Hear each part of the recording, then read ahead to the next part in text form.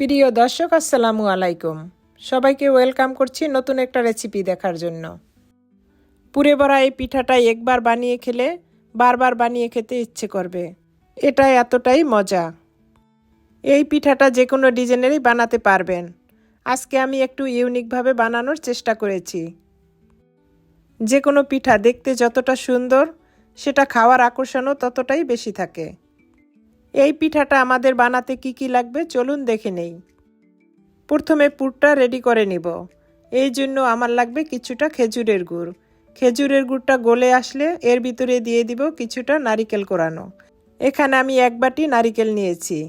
এখন গুড় আর নারিকেল একসাথে খুব ভালো করে মেশাতে থাকব। যতক্ষণ পর্যন্ত গুড় আর নারিকেল একসাথে ভালো করে না মিশে ততক্ষণ পর্যন্ত এটাকে অনবরত নেড়ে চেড়ে নিব। এভাবে নাড়তে নাড়তে দেখবেন এক পর্যায়ে গুড় আর নারিকেল এরকম আঠালো ভাব হয়েছে। তখন বুঝবেন আপনার পুরটা একদম রেডি। এই পর্যায়ে এটাকে নামিয়ে রাখব। এখন পিঠার জন্য ডোটা রেডি করে নিব। এই জন্য আমার লাগবে 1 কাপ পানি আর এর ভিতরে দিয়ে দিব স্বাদ মতো লবণ। এখন এটাকে নেড়ে চেড়ে দিব। এভাবে জাল করতে করতে অপেক্ষা করব ফুটে ওঠা পর্যন্ত। পানিটা যখন ফুটে উঠবে তখন এর ভিতরে দিয়ে দিব 1 কাপ চালের গুঁড়া।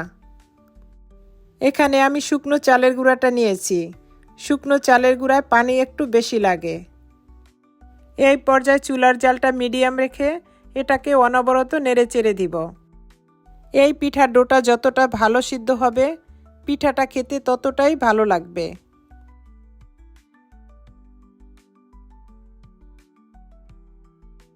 এভাবে নাড়তে নাড়তে যখন দেখবেন চালের গুঁড়াটা একদম সিদ্ধ হয়ে গিয়েছে তখন বুঝবেন আপনার ডোটা একদম রেডি। এই পর্যায়ে চুলার জালটা অফ করে ডোটাকে নামিয়ে নিব। এই ডোটা এখন অনেক গরম, এটাকে হাত দিয়ে ডলা যাবে না। একটা স্প্যাচুলার সাহায্যে এটাকে নেড়ে চেড়ে গরম বাতাসটা বের করে নিব।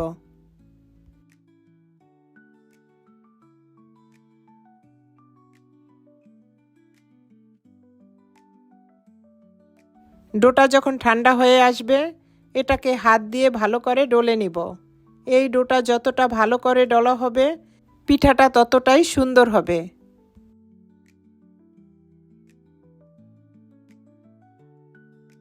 এই ডোটাকে আমি 4-5 মিনিট খুব ভালো করে ডলে নিয়েছি। এভাবে ডলতে ডলতে দেখবেন ডোটা অনেকটাই সফট হয়ে গিয়েছে।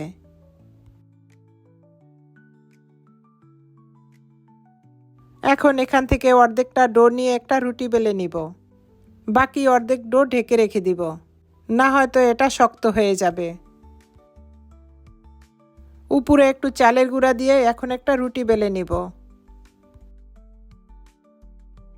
এই রুটিটা খুব বেশি মোটাও হবে না, খুব বেশি পাতলাও হবে না।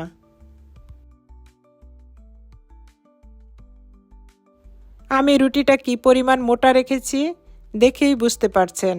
আমি এরকম একটা কুকির কাটার দিয়ে রুটিটাকে কেটে নিব। আপনাদের কাছে যদি কুকির কাটার না থাকে যে কোনো বয়মের ঢাকনা দিয়েও রুটিটা কেটে নিতে পারবেন। পরবর্তীতে এই রুটি দিয়ে আবার রুটি বেলে নিব। এখন আমি পিঠার ডিজাইনটা করে দেখাবো।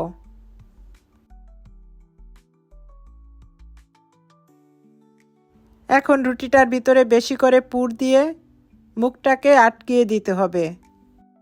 মুখটাকে হাত দিয়ে চেপে চেপে সুন্দর করে আটকিয়ে দিতে হবে, এটা যেন খুলে না যায়। এটা যখন খুব সুন্দর করে আটকানো হবে তখন ছাইডটাকে একটা ডিজাইন করে নিব। এই জন্য এখানে আমি একটা কলম নিয়েছি। কলমের পিছন সাইড দিয়ে এভাবে চাপ দিলে সুন্দর একটা ডিজাইন চলে আসবে।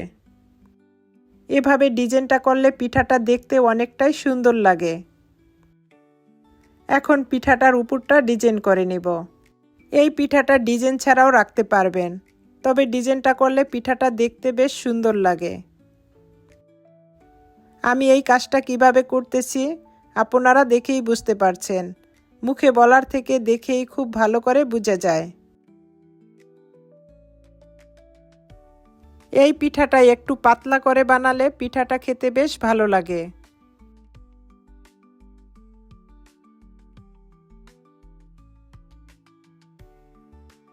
দেখুন ডিজাইন করার পরে পিঠাটা দেখতে কতটা সুন্দর হয়েছে। একই পদ্ধতিতে আমি সব পিঠাগুলো বানিয়ে নিব। আমার মনে হয় আপনাদের কাছে আমার এই পিঠা রেসিপিটা ভালো লাগবে। যদি ভালো লেগে থাকে তাহলে বেশি বেশি শেয়ার করে আমার চ্যানেলটাকে সাবস্ক্রাইব করে দিবেন আর বেল বাটনটা অন করে রাখবেন। এরকম নিত্য নতুন রেসিপি দেওয়া মাত্র আপনার কাছে পৌঁছে যাবে। এই পিঠার ডিজাইনটা এভাবে করলে পিঠাটা দেখতে অনেকটা বেশি সুন্দর লাগে। পিঠাটার উপরে আপনাদের পছন্দ মতো ডিজাইন করে নিতে পারবেন।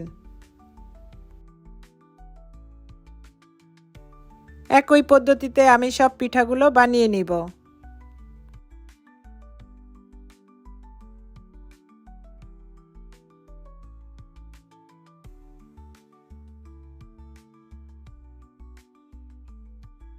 এখন আমার সব পিঠাগুলো রেডি।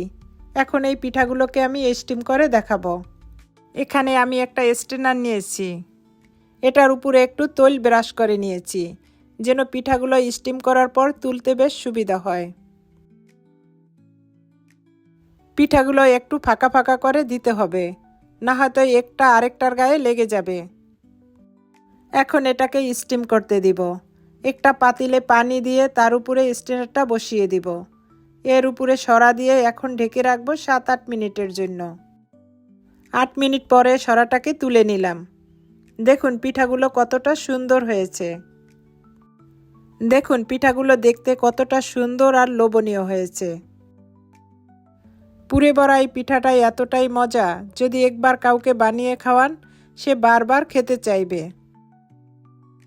আমি একটা পিঠা ভেঙে দেখাচ্ছি। দেখুন পুরে ভরা এই পিঠাটা দেখতে কতটা সুন্দর হয়েছে।